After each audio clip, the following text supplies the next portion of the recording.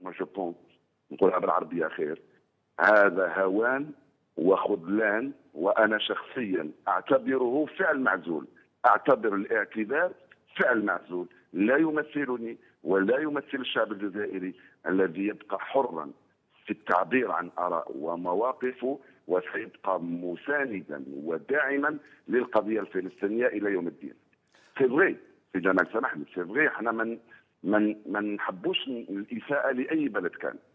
انا لست مع الاساءه للشعب السعودي او للحكومه السعوديه او للمشبقه السعودي، اي بلد كان انا لست معه، ولكن اعتقد بان لا بوندرول ما كانش فيها اساءه، وانما كان فيه تجسيد لفكره دعموها اخواننا السعوديين في حد ذاتهم.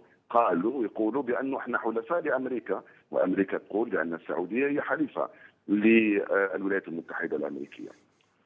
نحن ندعم الشعب الفلسطيني والقضيه الفلسطينيه، ولكن لا نسيء للغير.